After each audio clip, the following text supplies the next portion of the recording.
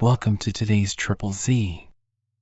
The Triple Z podcast is a daily program that you can use to help you fall asleep each night.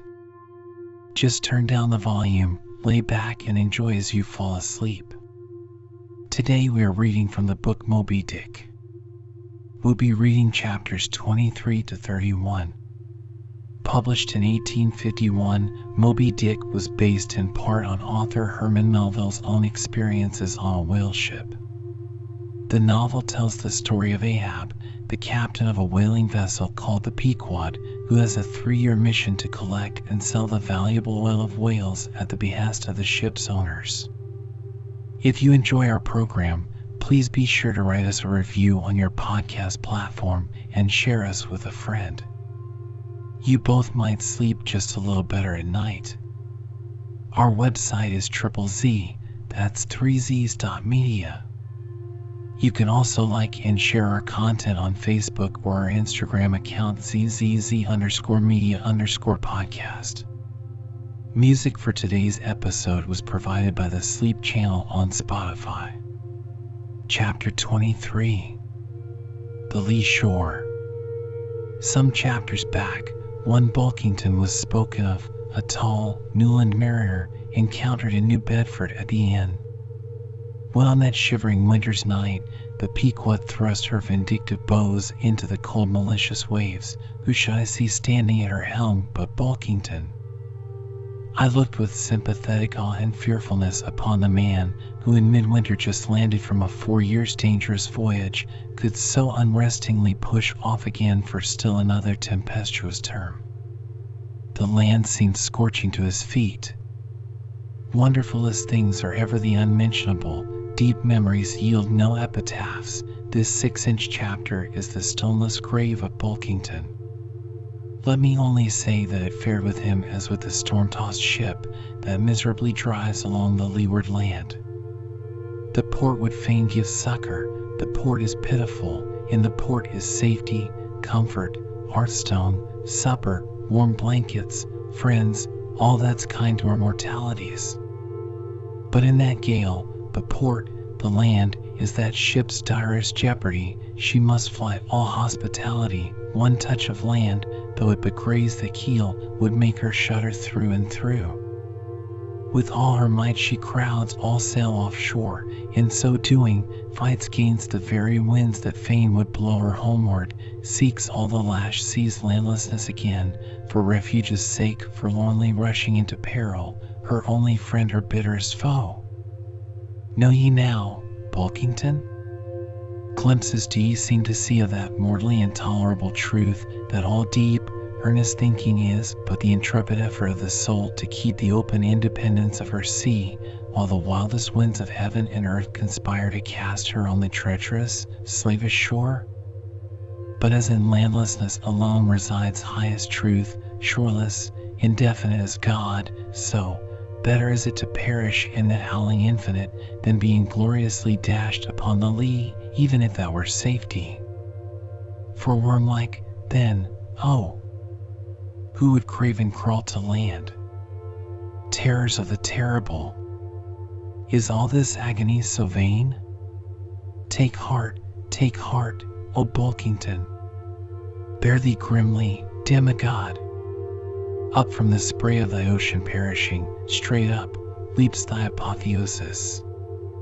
Chapter 24. The Advocate. As Pequod and I are now fairly embarked in this business of whaling, and as this business of whaling has somehow come to be regarded among landsmen as a rather unpoetical and disreputable pursuit, therefore I am all anxiety to convince ye landsmen, of the injustice hereby done to us hunters of whales. In the first place, it may be deemed almost superfluous to establish the fact that among people at large, the business of whaling is not accounted on a level with what are called the liberal professions.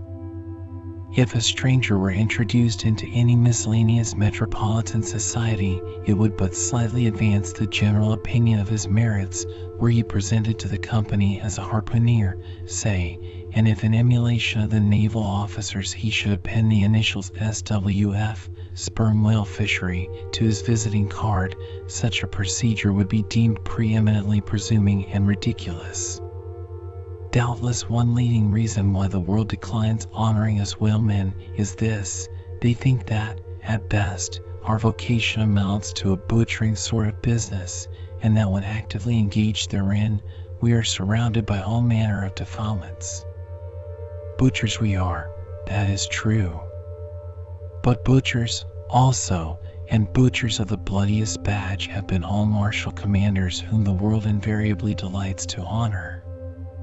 And as for the matter of the alleged uncleanliness of our business, ye shall soon be initiated into certain facts hitherto pretty generally unknown, and which, upon the whole, will triumphantly plant the sperm whaleship at least among the cleanliest things of this tidy earth.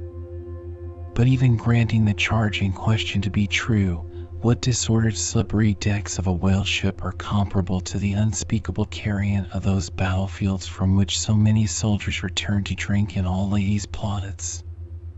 And if the idea of peril so much enhances the popular conceit of the soldier's profession, let me assure ye that many a veteran who has freely marched up to a battery would quickly recoil at the apparition of the sperm whale's vast tail fanning into eddies the air over his head. For what are the comprehensible terrors of man compared with the interlinked terrors and wonders of God? But, though the world scouts at us whale hunters, yet does it unwittingly pay us the profoundest homage, yea, an awe-abounding adoration. For almost all the tapers, lamps, and candles that burn round the globe, burn, as before so many shrines, to our glory. But look at this matter in other lights, weigh it in all sorts of scales, see what we whalemen are, and have been.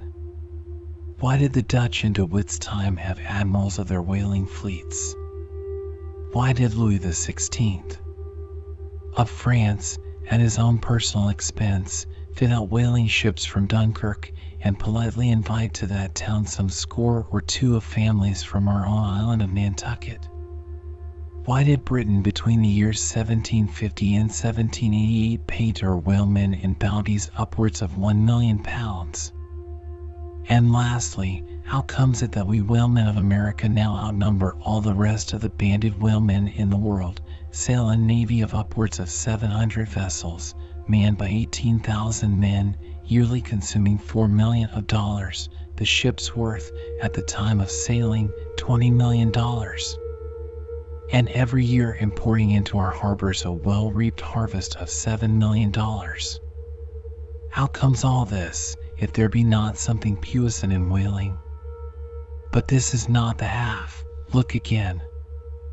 I freely assert that the cosmopolite philosopher cannot, for his life, point out one single peaceful influence which within the last 60 years has operated more potentially upon the whole broad world, taken in one aggregate, than the high and mighty business of whaling. One way and another, it has begotten events so remarkable in themselves, and so continuously momentous in their sequential issues, that whaling may well be regarded as that Egyptian mother who bore offspring themselves pregnant from her womb. It would be a hopeless, endless task to catalog all these things. Let a handful suffice.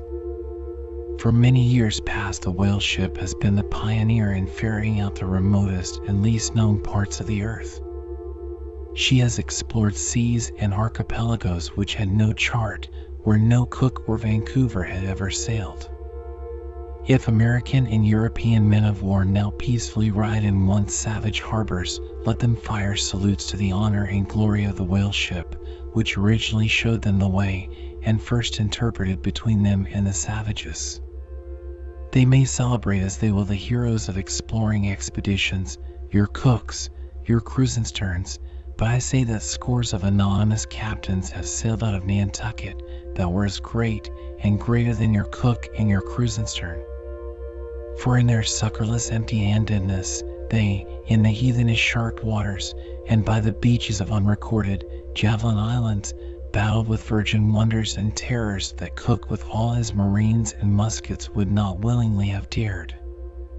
All that has made such a flourish of in the old South Sea voyages those things were but the lifetime commonplaces of our heroic Nantucketers. Often, adventures which Vancouver dedicates 3 chapters to, these men accounted unworthy of being set down in the ship's common log. Ah, the world! Oh, the world! Until the whale fishery rounded Cape Horn, no commerce but colonial, scarcely any intercourse but colonial, was carried on between Europe and the long line of the opulent Spanish provinces on the Pacific coast. It was the whaleman who first broke through the jealous policy of the Spanish crown touching those colonies, and, if space permitted, it might be distinctly shown how from those whalemen at last eventuated the liberation of Peru, Chile, and Bolivia from the yoke of old Spain, and the establishment of the eternal democracy in those parts.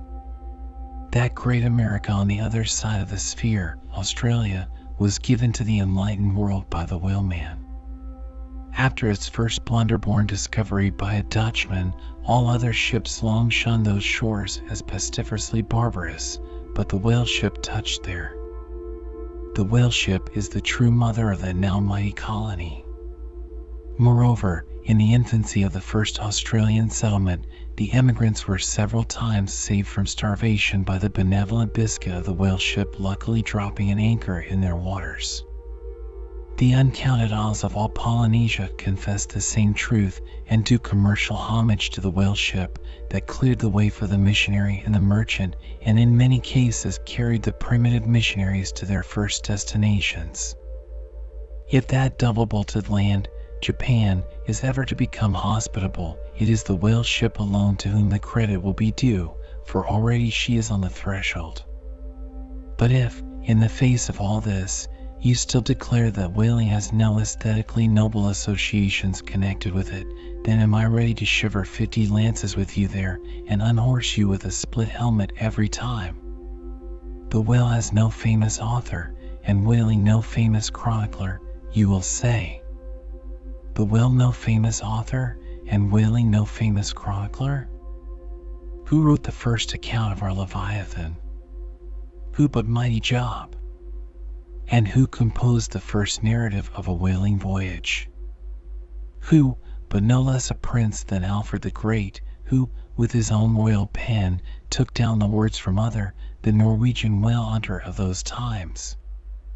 And who pronounced our glowing eulogy in Parliament? Who, but Edmund Burke?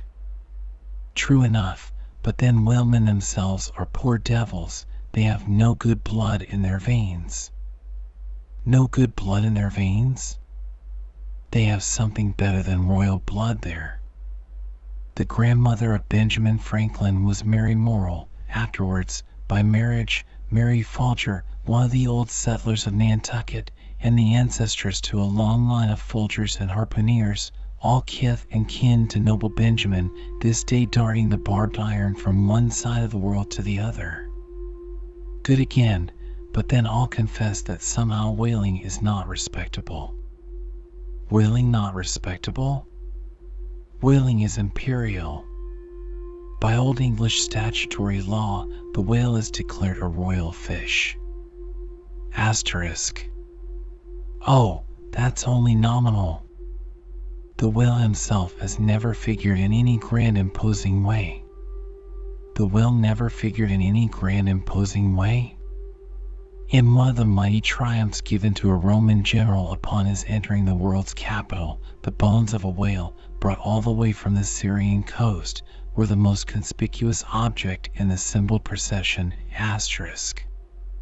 Asterisk, see subsequent chapters for something more on this head. Granted, since you cite it, but, say what you will, there is no real dignity in whaling. No dignity in whaling? The dignity of our calling the very heavens attest. Cetus is a constellation in the south. No more. Drive down your hat in presence of the Tsar and take it off to Queequeg. No more. I know a man that, in his lifetime, has taken 350 whales. I account that man more honorable than that great captain of antiquity who boasted of taking as many walled towns. And, as for me, if, by any possibility, there be any as yet undiscovered prime thing in me, if I shall ever deserve any real repute in that small but high-hushed world which I might not be unreasonably ambitious of, if hereafter I shall do anything that, upon the whole, a man might rather have done than to have left undone, if, at my death, my executors, or more properly my creditors, find any precious manuscripts in my desk, then here I prospectively ascribe all the honor and the glory to whaling. For a whaleship was my Yale College and my Harvard. Chapter 25. Postscript. In behalf of the dignity of whaling, I would fain advance not but substantiated facts. But after embattling his facts, an advocate who should wholly suppress a not unreasonable surmise which might tell eloquently upon his cause, such an advocate, would he not be blameworthy? It is well known that at the coronation of kings and queens, even modern ones, a certain curious process of seasoning them for their functions is gone through. There is a salt cellar of state, so called, and there may be a castor of state. How they use the salt, precisely, who knows? Certain I am, however, that a king's head is solemnly oiled at his coronation, even as a head of salad. Can it be, though, that they anoint it with a view of making its interior run well, as they anoint machinery? Much might be ruminated here concerning the essential dignity of this regal process, because in common life we esteem but meanly and contemptibly a fellow who anoints his hair and palpably smells of that anointing. In truth, a mature man who uses hair oil, unless medicinally, that man has probably got a quacky spot in him somewhere. As a general rule, he can't amount to much in his totality. But the only thing to be considered here is this: what kind of oil is used at coronations? Certainly it cannot be olive oil, nor macassar oil, nor castor oil, nor bear's oil, nor train oil, nor cod liver oil. What then can it possibly be but sperm oil in its unmanufactured, unpolluted state, the sweetest of all oils? Think of that, ye loyal Britons. We whalemen supply your kings and queens with coronation stuff. Chapter 26. Knights and Squires.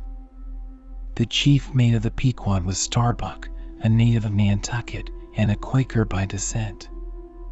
He was a long, earnest man, and though born on an icy coast, seemed well adapted to endure hot latitudes, his flesh being hard as twice-baked biscuit. Transported to the Indies, his live blood would not spoil like bottled ale. He must have been born in some time of general drought and famine, or upon one of those fast days for which his state is famous. Only some 30 arid summers had he seen.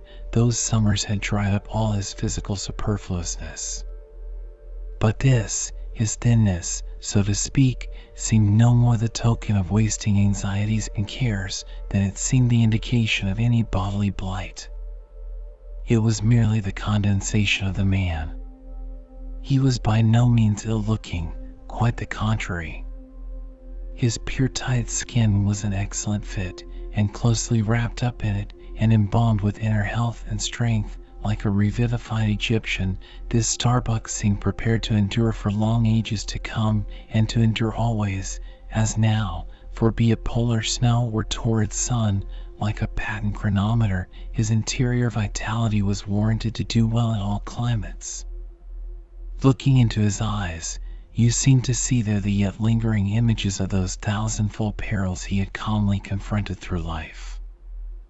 A staid, steadfast man, whose life for the most part was a telling pantomime of action, and not a tame chapter of sounds. Yet, for all his hardy sobriety and fortitude, there were certain qualities in him which at times affected, and in some cases seemed well nigh to overbalance all the rest.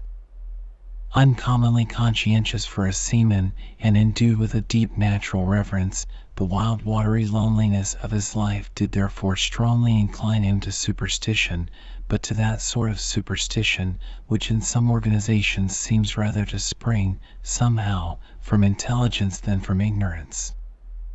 Outward portents and inward presentiments were his. And if at times these things bent the welded iron of his soul, much more did his faraway domestic memories of his young Cape wife and child tend to bend him still more from the original ruggedness of his nature, and open him still further to those latent influences which, in some honest-hearted men, restrain the gush of daredevil daring, so often evinced by others in the more perilous vicissitudes of the fishery. "I will have no man in my boat," said Starbuck, "who is not afraid of a whale." By this, he seemed to mean, not only that the most reliable and useful courage was that which arises from the fair estimation of the encountered peril, but that an utterly fearless man is a far more dangerous comrade than a coward. "Aye, said Stubb, the second mate, "Starbuck, there is as careful a man as you'll find anywhere in this fishery." But we shall ere long see what that word careful precisely means when used by a man like Stubb, or almost any other whale hunter. Starbuck was no crusader after perils. In him courage was not a sentiment, but a thing simply useful to him, and always at hand upon all mortally practical occasions. Besides, he thought, perhaps, that in this business of whaling, courage was one of the great staple outfits of the ship, like her beef and her bread, and not to be foolishly wasted. Wherefore he had no fancy for lowering for whales after sundown, nor for persisting in fighting a fish that too much persisted in fighting him. "For," thought Starbuck, "I am here in this critical ocean to kill whales for my living, and not to be killed by them for theirs," and that hundreds of men had been so killed Starbuck well knew. What doom was his own father's? Where, in the bottomless deeps, could he find the torn limbs of his brother? With memories like these in him, and, moreover, given to a certain superstitiousness, as has been said, the courage of this Starbuck, which could, nevertheless, still flourish, must indeed have been extreme. But it was not in reasonable nature that a man so organized, and with such terrible experiences and remembrances as he had, it was not in nature that these things should fail in latently engendering an element in him, which, under suitable circumstances, would break out from its confinement and burn all his courage up. And brave as he might be, it was that sort of bravery chiefly visible in some intrepid men, which, while generally abiding firm in the conflict with seas, or winds, or whales, or any of the ordinary irrational horrors of the world, yet cannot withstand those more terrific, because more spiritual terrors, which sometimes menace you from the concentrating brow of an enraged and mighty man. But were the coming narrative to reveal in any instance the complete abasement of poor Starbuck's fortitude, scarce might I have the heart to write it, for it is a thing most sorrowful, nay shocking, to expose the fall of valor in the soul. Men may seem detestable as joint stock companies and nations, knaves, fools, and murderers there may be, men may have mean and meager faces, but man, in the ideal, is so noble and so sparkling, such a grand and glowing creature, that over any ignominious blemish in him all his fellows should run to throw their costliest robes. That immaculate manliness we feel within ourselves, so far within us, that it remains intact though all the outer characters seem gone, bleeds with keenest anguish at the undraped spectacle of a valor-ruined man. Nor can piety itself, at such a shameful sight, completely stifle her upbraidings against the permitting stars. But this august dignity I treat of is not the dignity of kings and robes, but that abounding dignity which has no robed investiture. Thou shalt see it shining in the arm that wields a pick or drives a spike, that democratic dignity which, on all hands, radiates without end from God Himself, the great God absolute. the center and circumference of all democracy. His omnipresence, our divine equality. If, then, to meanest mariners and renegades and castaways, I shall hereafter ascribe high qualities, though dark, weave round them tragic graces, if even the most mournful, perchance the most abased, among them all, shall at times lift himself to the exalted mounts, if I shall touch that workman's arm with some ethereal light, if I shall spread a rainbow over his disastrous set of sun, then against all mortal critics bear me out in it, thou just spirit of equality, which hast spread one royal mantle of humanity over all my kind. Bear me out in it, thou great democratic God, who didst not refuse to the swart convict, Bunyan, the pale, poetic pearl, thou who didst clothe with doubly hammered leaves of finest gold the stumped and paupered arm of old Cervantes, thou who didst pick up Andrew Jackson from the pebbles, who didst hurl him upon a warhorse, who didst thunder him higher than a throne. Thou who, in all thy mighty, earthly marchings, ever cullest thy selectest champions from the kingly commons, bear me out in it, O God. Chapter 27. Knights and Squires. Stubb was the second mate. He was a native of Cape Cod, and hence, according to local usage, was called a Cape Cod man. A happy-go-lucky, neither craven nor valiant, taking perils as they came with an indifferent air, and while engaged in the most imminent crisis of the chase, toiling away, calm and collected as a journeyman joiner engaged for the year. Good-humored, easy, and careless, he presided over his whaleboat as if the most deadly encounter were but a dinner, and his crew all invited guests. He was as particular about the comfortable arrangement of his part of the boat as an old stage driver is about the snugness of his box. When close to the whale, in the very deathlock of the fight, he handled his unpitying lance coolly and off-handedly as a whistling tinker his hammer. He would hum over his old rig-a-dig tunes while flank and flank with the most exasperated monster. Long usage had, for this Stubb, converted the jaws of death into an easy chair. What he thought of death itself, there is no telling.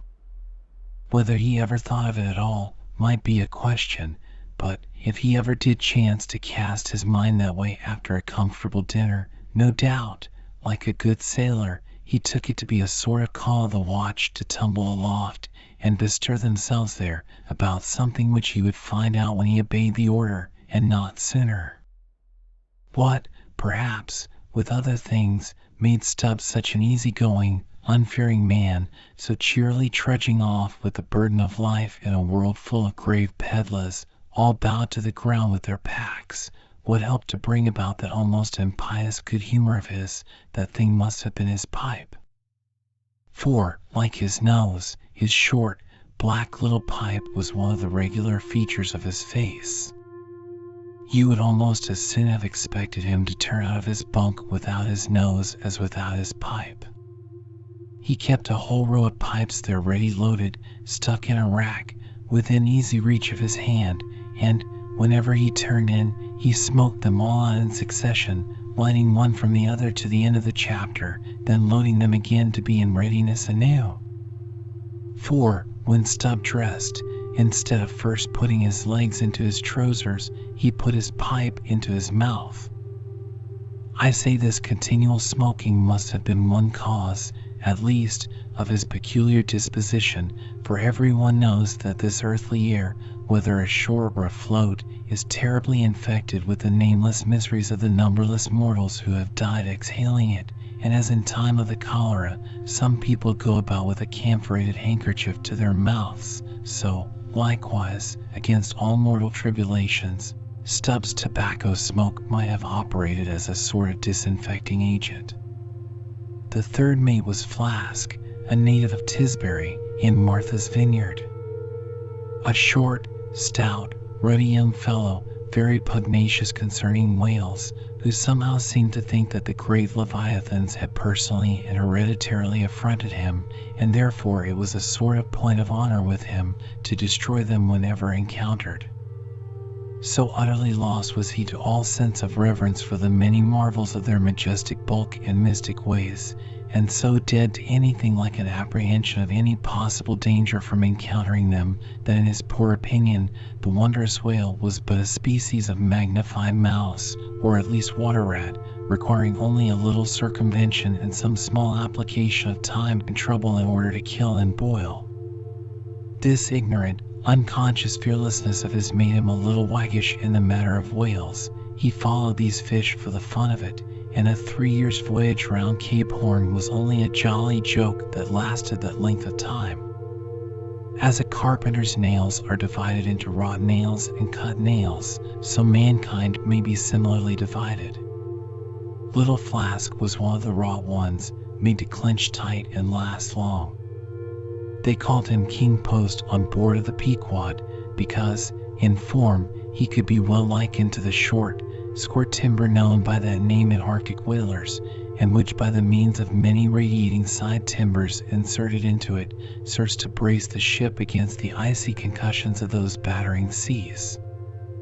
Now these three mates, Starbuck, Stubb, and Flask, were momentous men. They it was who by universal prescription commanded 3 of the Pequod's boats as headsmen.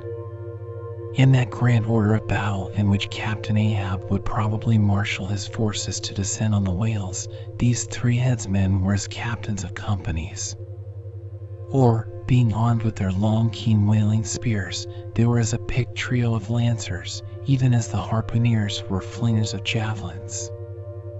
And since in this famous fishery, each mate or headsman, like a Gothic knight of old, is always accompanied by his boat steerer or harpooneer, who in certain conjunctures provides him with a fresh lance, when the former one has been badly twisted or elbowed in the assault, and moreover, as there generally subsists between the two a close intimacy and friendliness, it is therefore but meet that in this place we set down who the Pequod's harpooneers were, and to what headsman each of them belonged.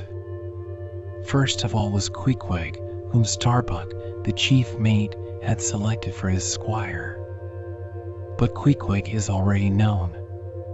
Next was Tashtego, an unmixed Indian from Gay Head, the most westerly promontory of Martha's Vineyard, where there still exists the last remnant of a village of red men, which has long supplied the neighboring island of Nantucket with many of her most daring harpooneers. In the fishery, they usually go by the generic name of Gayheaders. Tashtego's long, lean, sable hair, his high cheekbones, and black rounding eyes, for an Indian, oriental in their largeness, but Antarctic in their glittering expression, all this sufficiently proclaimed him an inheritor of the unvitiated blood of those proud warrior hunters who, in quest of the great New England moose, had scoured, bow in hand, the aboriginal forests of the Maine. But no longer snuffing in the trail of the wild beasts of the woodland, Tashtego now hunted in the wake of the great whales of the sea, the unerring harpoon of the sun fitly replacing the infallible arrow of the sires. To look at the tawny brawn of his lithe snaky limbs, you would almost have credited the superstitions of some of the earlier Puritans, and half believed this wild Indian to be a son of the prince of the powers of the air.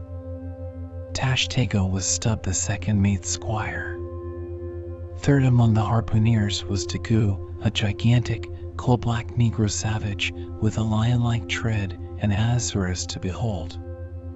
Suspended from his ears were 2 golden hoops, so large that the sailors called them ringbolts, and would talk of securing the topsail halyards to them. In his youth Daggoo had voluntarily shipped on board of a whaler, lying in a lonely bay on his native coast. And never having been anywhere in the world but in Africa, Nantucket, and the pagan harbors most frequented by whalemen, and having now led for many years the bold life of the fishery in the ships of owners uncommonly heedful of what manner of men they shipped, Daggoo retained all his barbaric virtues, and erect as a giraffe, moved about the decks in all the pomp of 6'5" in his socks. There was a corporeal humility in looking up at him, and a white man standing before him seemed a white flag come to beg truce of a fortress.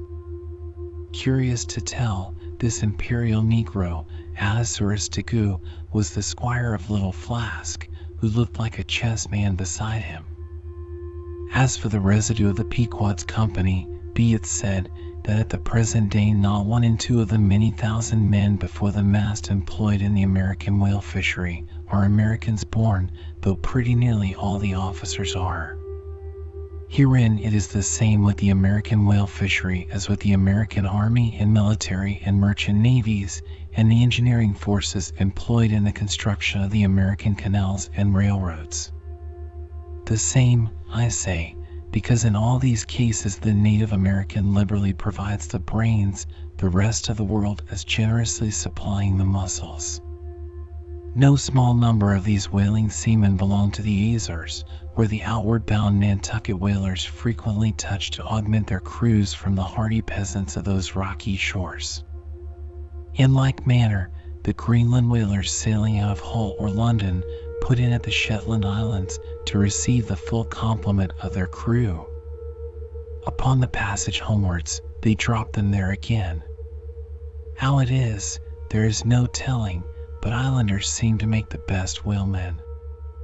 They were nearly all islanders in the Pequod, isolados too, I call such, not acknowledging the common continent of men, but each isolado living on a separate continent of his own. Yet now, federated along one keel, what a set these isolados were. And Anacharsis Clut's deputation from all the isles of the sea and all the ends of the earth, accompanying old Ahab in the Pequod to lay the world's grievances before that bar from which not very many of them ever come back. Black little Pip, he never did, oh no! He went before. Poor Alabama boy! On the grim Pequod's forecastle, ye shall ere long see him, beating his tambourine, prelusive of the eternal time, when sent for to the great quarter-deck on high, he was bid strike him with angels, and beat his tambourine in glory, called a coward here, and a hero there. Chapter 28. Ahab. For several days after leaving Nantucket, nothing above hatches was seen of Captain Ahab. The mates regularly relieved each other at the watches, and for aught that could be seen to the contrary, they seemed to be the only commanders of the ship, only they sometimes issued from the cabin with orders so sudden and peremptory that after all it was plain they but commanded vicariously. Yes, their supreme lord and dictator was there, though hitherto unseen by any eyes not permitted to penetrate into the now sacred retreat of the cabin. Every time I ascended to the deck from my watches below, I instantly gazed aft to mark if any strange face were visible, for my first faint disquietude touching the unknown captain, now in the seclusion of the sea, became almost a perturbation. This was strangely heightened at times by the ragged Elijah's diabolical incoherences uninvitedly recurring to me with a subtle energy I could not have before conceived of. But poorly could I withstand them, much as in other moods I was almost ready to smile at the solemn whimsicalities of that outlandish prophet of the wharves. But whatever it was of apprehensiveness or uneasiness, to call it so, which I felt, yet whenever I came to look about me in the ship, it seemed against all warrantry to cherish such emotions. For though the harpooneers, with the great body of the crew, were a far more barbaric, heathenish, and motley set than any of the tame merchant ship companies which my previous experiences had made me acquainted with, still I ascribed this, and rightly ascribed it, to the fierce uniqueness of the very nature of that wild Scandinavian vocation in which I had so abandonedly embarked. But it was especially the aspect of the three chief officers of the ship, the mates, which was most forcibly calculated to allay these colorless misgivings and induce confidence and cheerfulness in every presentment of the voyage. Three better, more likely sea officers and men, each in his own different way, could not readily be found, and they were every one of them Americans, a Nantucketer, a Vineyarder, a Cape man. Now, it being Christmas when the ship shot from out her harbor, for a space we had biting polar weather, though all the time running away from it to the southward, and by every degree and minute of latitude which we sailed, gradually leaving that merciless winter and all its intolerable weather behind us. It was one of those less lowering, but still gray and gloomy enough mornings of the transition, when with a fair wind the ship was rushing through the water with a vindictive sort of leaping and melancholy rapidity, that as I mounted to the deck at the call of the forenoon watch, so soon as I leveled my glance towards the taffrail, foreboding shivers ran over me. Reality outran apprehension. Captain Ahab stood upon his quarterdeck. There seemed no sign of common bodily illness about him, nor the recovery from any. He looked like a man cut away from the stake, when the fire has overrunningly wasted all the limbs without consuming them, or taking away one particle from their compacted aged robustness.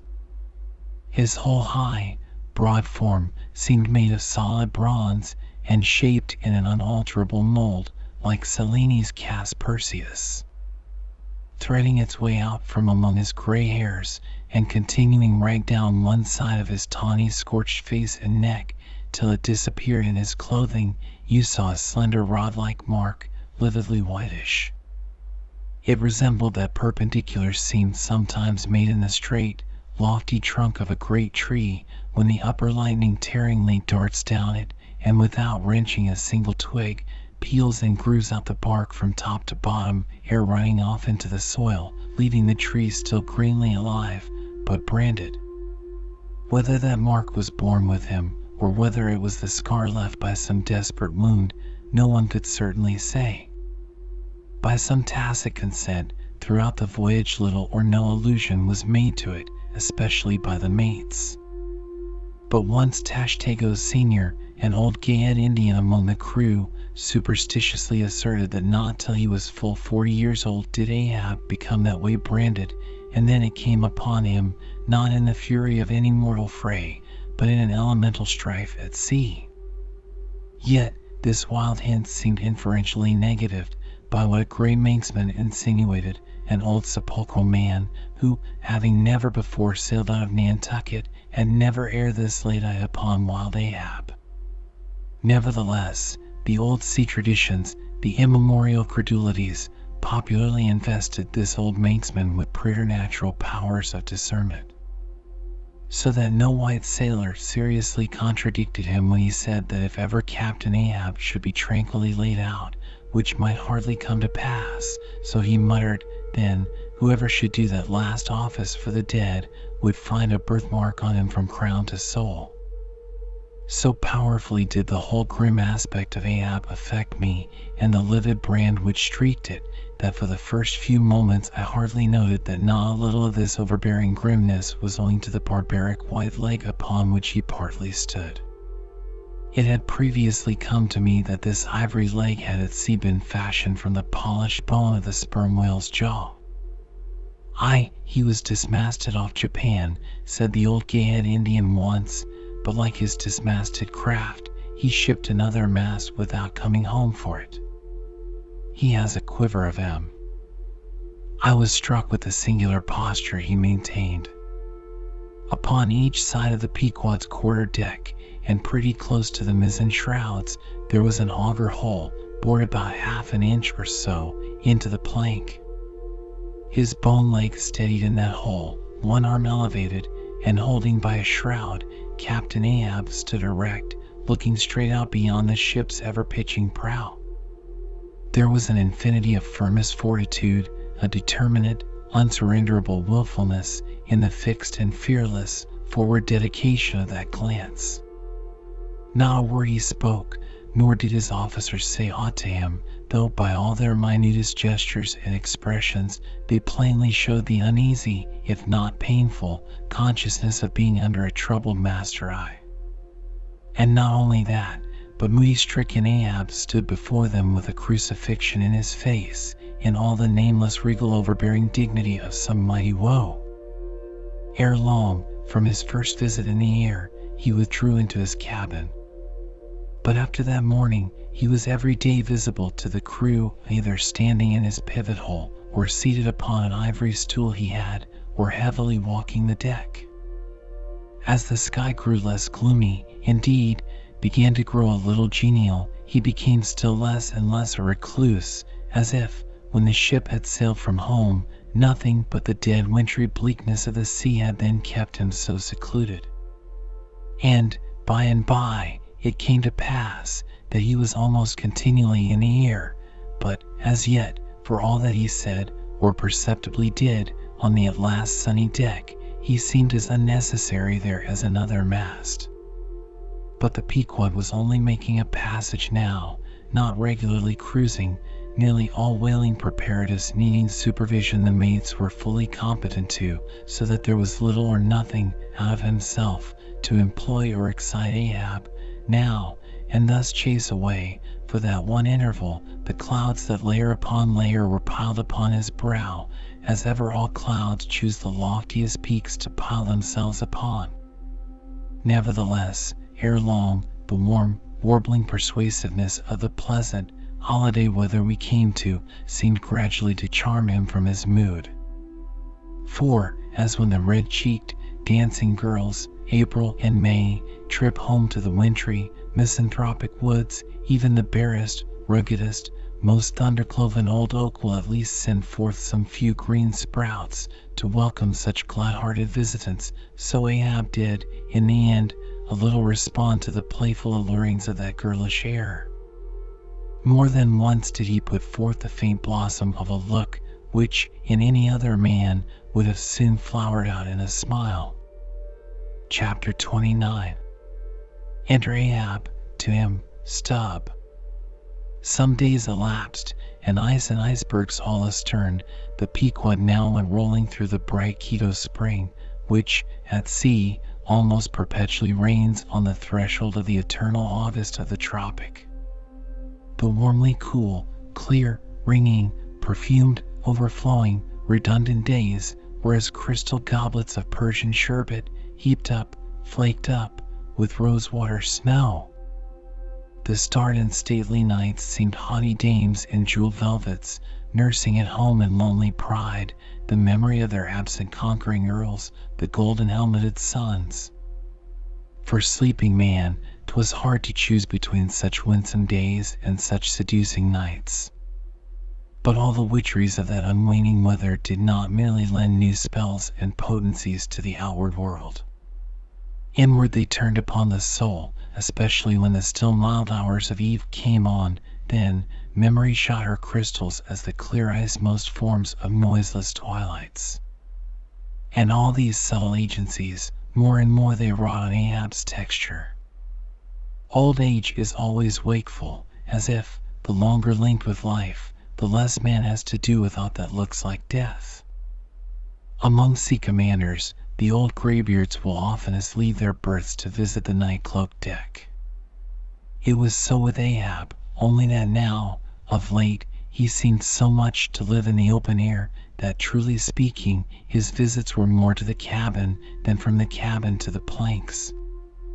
"It feels like going down into one's tomb," he would mutter to himself, "for an old captain like me to be descending this narrow scuttle to go to my grave-dug berth."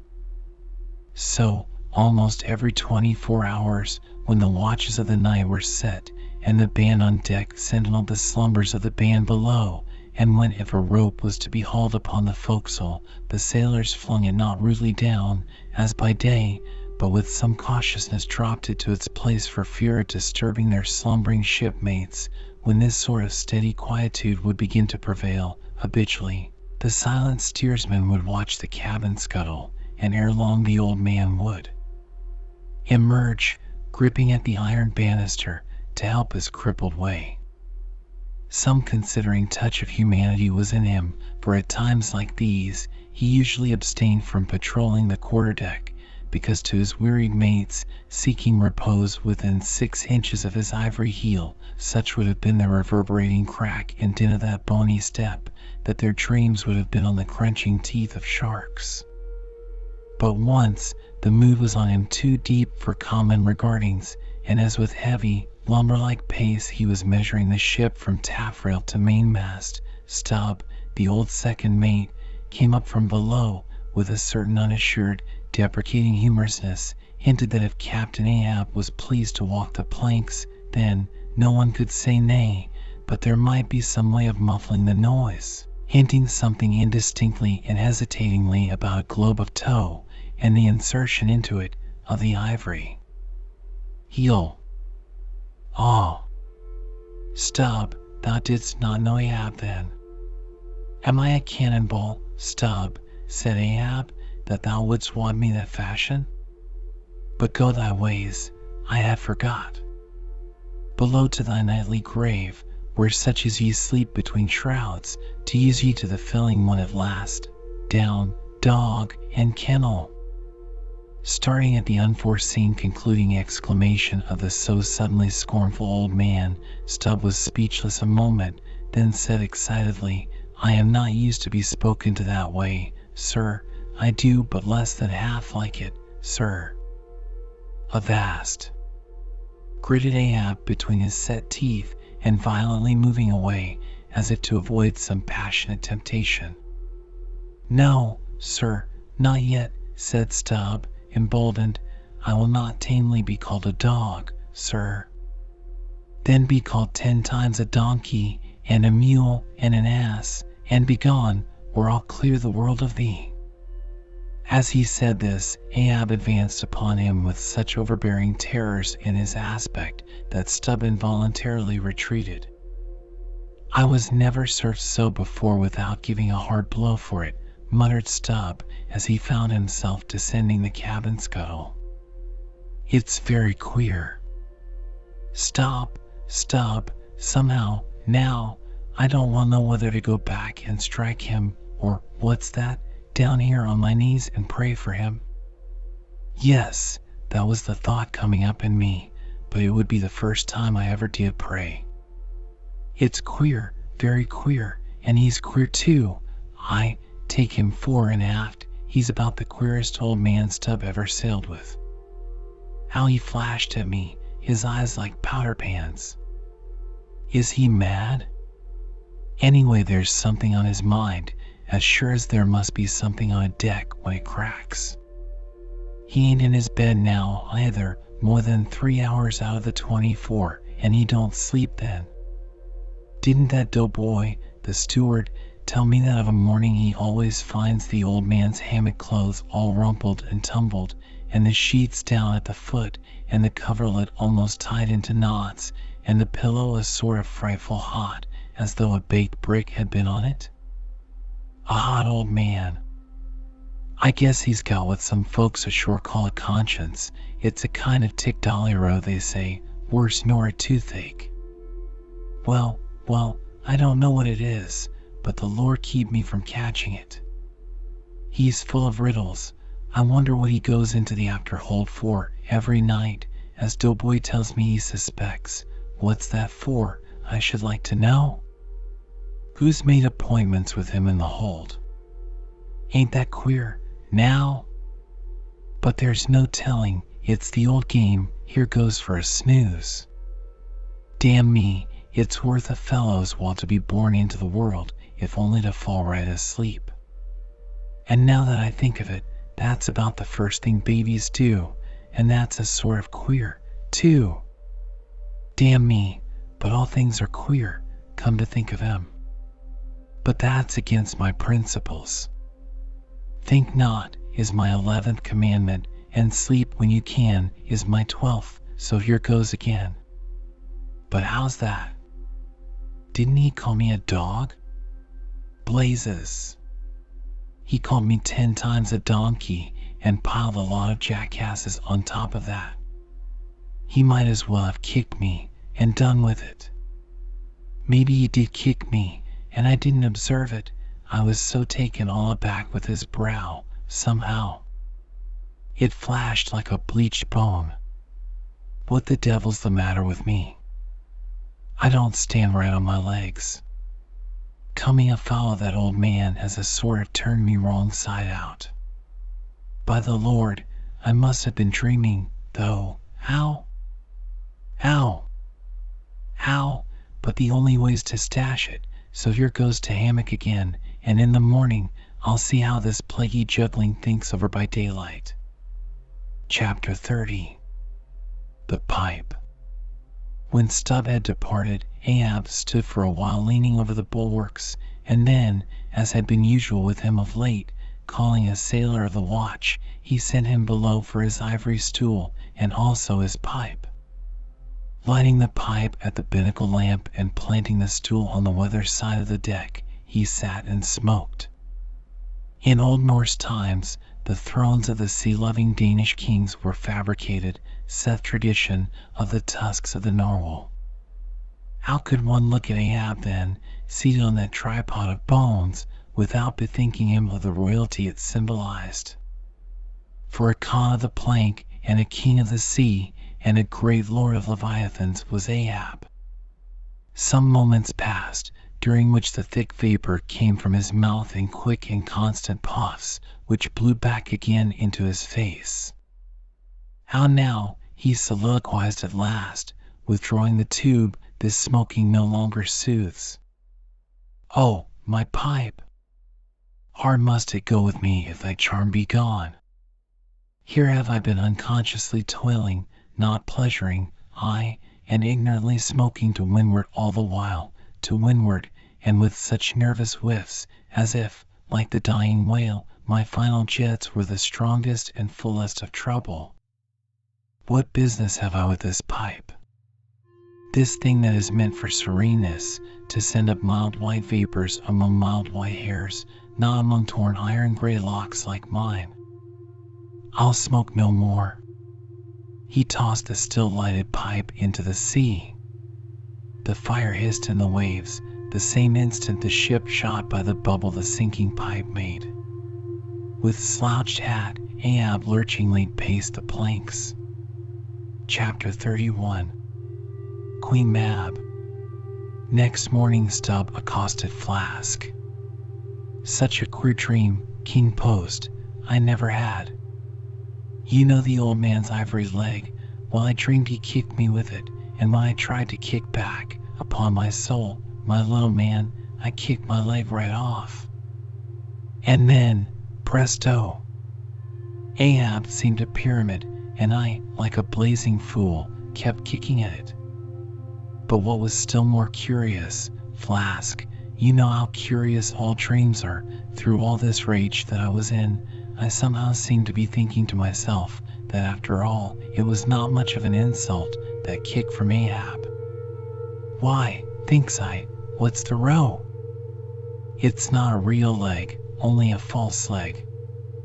And there's a mighty difference between a living thump and a dead thump. That's what makes a blow from the hand, Flask, 50 times more savage to bear than a blow from a cane.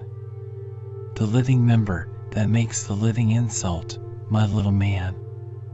And thinks I to myself all the while, mind, while I was stubbing my silly toes against that cursed pyramid, so confoundedly contradictory was it all the while, I say, I was thinking to myself, what's his leg now, but a cane, a whalebone cane. Yes, thinks I, it was only a playful cudgeling, in fact, only a whaleboning that he gave me, not a base kick. Besides, thinks I, look at it once, why, the end of it, the foot part, what a small sort of end it is, whereas, if a broad-footed farmer kicked me, there's a devilish broad insult. But this insult is whittled down to a point only. But now comes the greatest joke of the dream, Flask. While I was battering away at the pyramid, a sort of badger-haired old merman with a hump on his back takes me by the shoulders and slews me round. What are you bout? Says he. Slid. Man, but I was frightened. Such a fizz. But, somehow, next moment I was over the fright. What am I about? Says I at last. And what business is that of yours, I should like to know, Mr. Humpback? Do you want a kick? By the Lord, Flask, I had no sooner said that than he turned round his stern to me, bent over and dragging up a lot of seaweed he had for a clout. What do you think I saw? Why, thunder alive, man, his stern was stuck full of marlin spikes with the points out. Says I, on second thoughts, I guess I won't kick you, old fellow. Why, Stub, said he, why, Stub, and kept muttering it all the time, a sort of eating of his own gums like a chimney hack. Seeing he wasn't going to stop saying over his why, Stub, I thought I might as well fall to kicking the pyramid again. But I had only just lifted my foot for it when he roared out, "Stop that kicking." "Hello," says I, "what's the matter now, old fellow?" "Look ye here," says he, "let's argue the insult. Captain Ahab kicked ye, didn't he?" "Yes, he did," says I, "right here it was." "Very good," says he used his ivory leg, didn't he?" "Yes, he did," says I. "Well then," says he, "why, Stub, what have you to complain of? Didn't he kick with right goodwill? It wasn't a common pitch pine leg he kicked with, was it?" "No, you were kicked by a great man, and with a beautiful ivory leg, Stub." "It's an honor, I consider it an honor." "Listen, why, Stub. In old England the greatest lords think it great glory to be slapped by a queen and made garter knights of, but be your boast, Stub, that you were kicked by old Ahab and made a wise man of. Remember what I say, be kicked by him, account his kicks honors, and on no account kick back, for you can't help yourself, wise Stub. Don't you see that pyramid?" With that, he all of a sudden seemed somehow, in some queer fashion, to swim off into the air. I snored, rolled over, and there I was in my hammock. Now, what do you think of that dream, Flask? I don't know, it seems a sort of foolish to me, though. Maybe, but it's made a wise man of me, Flask. Do you see Ahab standing there, sideways looking over the stern? Well, the best thing you can do, Flask, is to let the old man alone, never speak to him, whatever he says. Hello! What's that he shouts? Hark! Masthead, there. Look sharp, all of ye. There are whales hereabouts. If ye see a white one, split your lungs for him. What do you think of that now, Flask? Ain't there a small drop of something queer about that, eh? A white whale, did you mark that, man? Look ye, there's something special in the wind. Stand by for it, Flask. Ahab has that's bloody on his mind. But, Mum, he comes this way.